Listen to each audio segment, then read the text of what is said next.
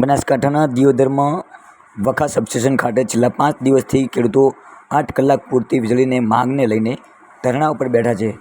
ત્યારે હવે ધરણા ઉપર બેઠેલા ખેડૂતોના સમર્થનમાં આજે 200 જેટલા બાઇકો ઉપર ખેડૂતો રેલી સ્વરૂપે સરકાર વિરોધી નારા લગાવીને આવી પહોંચ્યા હતા। જો કે આજે ધરણા ઉપર બેઠેલા ખેડૂતોના સમર્થનમાં પશુપાલન સાથે સંકળાયેલી મહિલાઓ હાથમાં દાંતરડા લઈને પહોંચી હતી અને નારા લગાવી રહ્યા હતા। ખેડૂતોને 8 કલાક પૂરતી વીજળી આપવાની મહિલાઓ દ્વારા પણ માંગ કરવામાં આવી છે।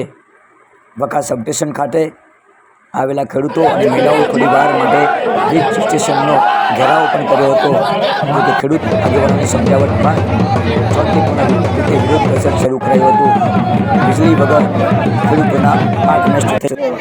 हमारी लाइट 8 कलाक आती थी एनी अंदरથી કાપ કરીને 6 કલાક લાઇટ આપે છે। અમારી 2 કલાકની બાકીની લાઇટ એમણે કાપી લીધી છે। બિલ લેવું હોય તો સમયસર આવી જાય છે અને જ્યારે વીજળી આપી હોય ત્યારે કેમ કાપ કરીને આપે છે। 6 કલાક લાઇટ આપે એમાં પણ ટીપા લાઇટ આપે છે। અમારે લાઇટ અમારી પૂરતી 8 કલાક લાઇટ જોઈએ। એના લીધે અમે બધા મહિલા અને અમારા વડીલો બધા સાથે મળી અને જો લાઇટ પૂરતી 8 કલાક નહીં મળે તો વિધાનસભાનો ઘેરાવો કરીશું। અમારી લાઇટ પૂરતી 8 કલાક જોઈએ એની માંગ સાથે અમે ગાંધીનગર પણ જવા મહિલા દાખલા સાથે તૈયાર છીએ। જો વાગતા આવડે તો વાટતા પણ આવડે છે। જોઈ શકો છો કે મહિલાઓનો કેટલો આક્રોશ છે।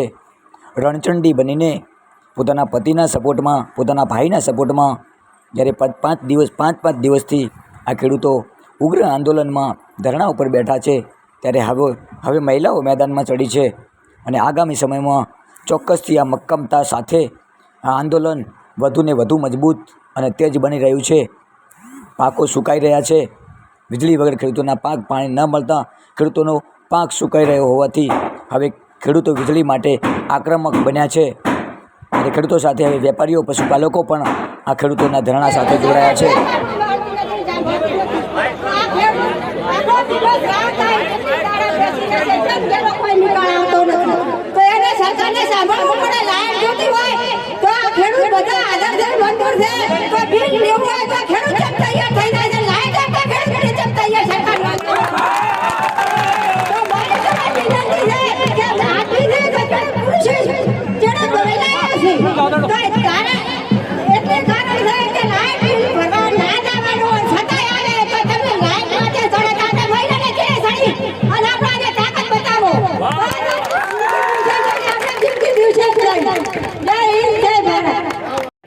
કે અમારે 8 કલાક પાવર જોઈએ આ નિકાલ નહીં આવે ત્યાં સુધી, આ નિકાલ નહીં આવે ત્યાં સુધી મહિલા અમે પુરુષ સાથે છીએ અને અમે અહીંથી હટવાના નથી એટલે નથી।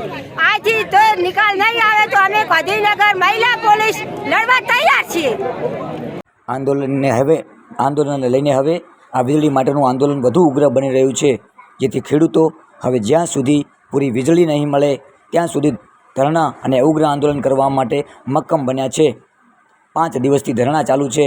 આજે મહિલાઓ પોતાના દાંતરડા લઈ અને પાક અમને જો વાવતા આવડે છે તો લણતા પણ આવડે છે, આવા નારાઓ સાથે, આવા સ્લોગનો સાથે મહિલાઓ હવે રણચંડી બની અને ખેડૂતો સાથે આ મેદાનમાં ઉતરી પડી છે।